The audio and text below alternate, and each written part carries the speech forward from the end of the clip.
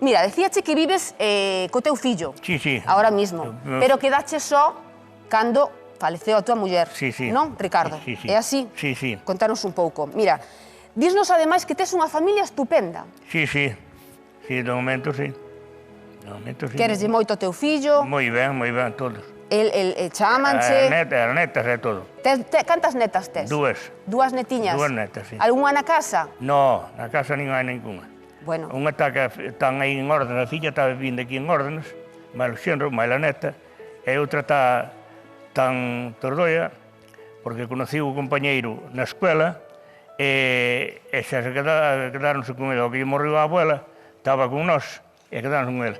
E o fillo, que morreu o fillo, o fillo estaba amijado, non estaba casado. Claro. Pois a mija era de aquí de órdenes, de Vila Maior, Sí. e o que morreu, antes de morrer a miña muller, veu espantado os pais, e a filla foi espantado, o que morreu a abuela foi espantado o compañeiro para Tordoia, estaba vindo en Tordoia. Pero ven a visitar moitas veces, chaman por teléfono. Claro, que está aí moi ao lado dos seus netos. Moi ben. Mire, valle preguntar algo Marcial. Total, Ricardo, que vives co teu fillo, non estás só, porque sodes dous na casa, pero o teu fillo tamén está o que está, que ten que traballar. Sí. E ti lévalo o da soidade malamente. Que é o peor que levas? Sí, sí. A noite, peor que o día, que é para ti o peor da soidade? Bueno, todo o día. Todo o día. Todo o día. Pero tes unha táboa de salvación que eu non sei. A túa táboa de salvación é o campo. Me voy para el campo, que la ciudad yo ya no la aguanto, que la ciudad yo ya no la aguanto, que no se puede ni respirar. Me voy para el pueblo, que la ciudad yo ya no la quiero, que la ciudad yo ya no la quiero, que no la puedo ni soportar.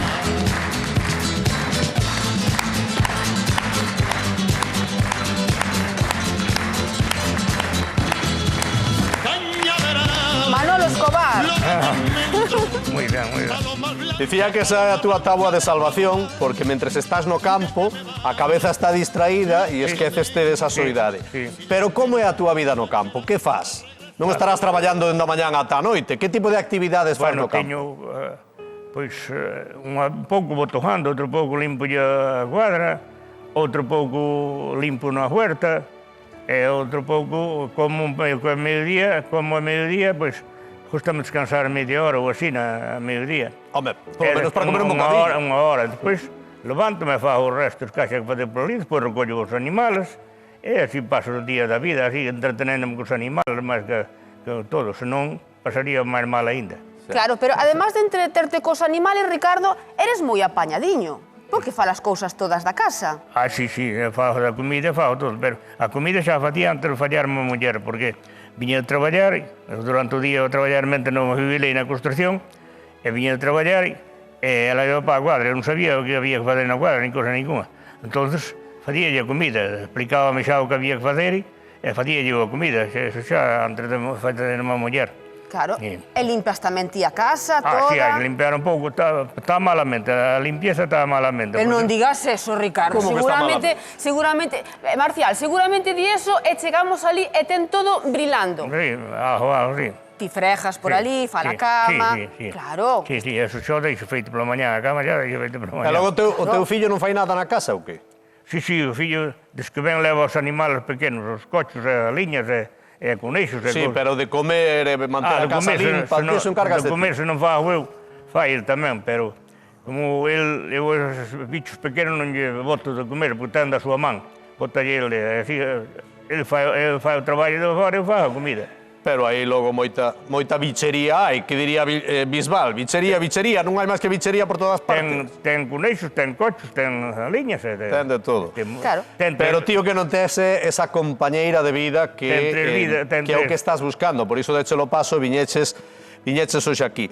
Estou vendo na ficha que ti dis que te consideras un bo home, unha boa persoa, que non te metes con ninguén e que esperas atopar esa compañeira, non? Sí. Ricardo, se che parece, contamos un pouquiño a túa vida para que a persoa, a muller que queira facerche compañía, pois sepa un pouquiño da túa vida, vale? Porque tamén... Os que tedes que queira. Claro, porque tamén é un pouco a filosofía deste programa. Ver as vidas moitas veces duras que tuvestedes para chegar hasta onde estades. Sí. Mira, Ricardo, ti naceches en, a ver se non me equivoco, Santalla? No, Como é? Non. Nací en Tamiento, Cerceda. Sí. Xesteda. Xesteda. Picota. Ajá. E despois, de aí, vim para Santalla de Orgullos. Caseime no 75, Sí. vim para Santalla de Orgullos. E despois, estaba fora, seguín fora, tuve en Suiza. Ui, pero vas moi rápido, imos ir pouco a pouco, non? Tuve en Suiza, e despois viña de vacacións, e despois... Espera, vamos ir máis despacio, vou ir preguntando. Primeiro, eras o pequeno de 2 irmáns. Sí, 2 irmáns. E contaste ya a Laura, a redactora que estuvo contigo, que vivías nunha casa moi pobriña. Sí, unha casa bastante pobre, porque meus pais non tiñan nada, eran uns patróns que tiñan uns bens, e fixeron ali unha casica moi regular, e fomos para ali, o terreno era de renda, máis todo, que meus pais non tiñan nada. E o único que tiña a miña nai, que veu da mesma ayuntamiento, pero veu de outra aldea, e para ali, esa tocar allí na partixa, e despois traballábamos na terra dela, e o único que tiña, despois era todo de renda. Claro. Chegábamos ao momento que comprámoslle esos patróns, comprámoslle o terreno, e despois era noso. Claro. Fíxate, Marcial, naquela época, non? Canta xente ven aquí a falarnos e que nos di precisamente a fame que pasaban naquela época da pesguerra, non? E seguramente ti tes veciños, Marcial, que tamén pasaron esa situación. E quen non? E se non pasaron fame, necesidades moitas, seguro, non? Sí. Era a casa daquela, ainda non había baño para ir ao baño, tíamos que facer nunha bañera que tiña a miña nai para lavar a roupa, tiñamos que ducharnos ali, que non tiñamos ducha, non tiñamos nada. Claro, había xente que tiña o baño, que tiñan a casa arriba, e o baño era corte dos animais. Sí. Era así tamén. Que ao mesmo tempo servía de calefacción para toda a casa, non? Os propios animais. A auga quente, se querías auga quente, había que cantala nunha pota. Cantala no pote, había que cantala no pote das vacas, no pote que cantalle as vacas. Ao final, meu pai, daí cantaba as vacas. Botaba a verdura, a fariña, e despois a hoja fervida, arriba desa verdura para darlle as vacas, daí preparaba isto das vacas. E a luz eléctrica, cando chegou... Como era aquela luz, Ricardo? Iba cas velas, non? Iban cas velas, luz non había. A que? Luz non había. Non. Iban con veliñas, ou como? E despois había que rexar a auga, non tiñamos pozos, había que rexar a auga dunha fonte ao lombo. Home, claro. E ao final de miña nai, non sabíamos o que era unha sella, Sí, claro. Que era unha sella? Explica. Unha sella As que levaban na cabeza, co leite. Bueno, pois esa traía, nova, eso era no leite, era o bidón do leite. Sí. Pero a sella era como un cubo de madeira. De madeira, que levaba auga. E viña con 2 caldeiros da fonte, de 12 litros cada caldeiro, na man, e a sella na cabeza, sin agarrar, que en verdade ter grabado eso. Mi madriña, mira unha cousa, con tantos traballos, a escola...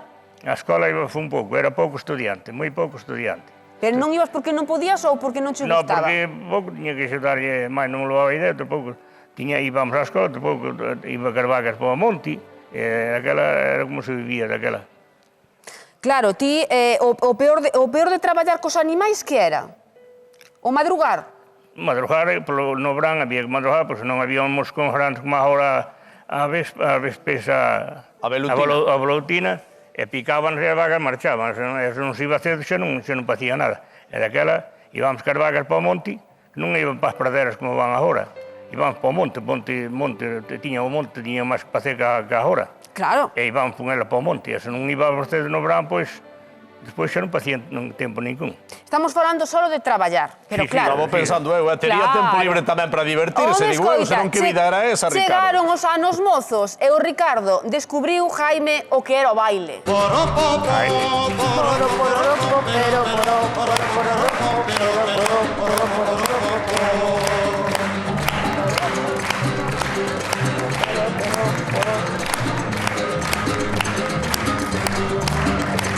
El cateto de tu hermano, que no me venga con leyes, que payo yo soy gitano, que llevo sangre de reyes. Que payo yo soy gitano, que llevo sangre de reyes en la palma de la mano.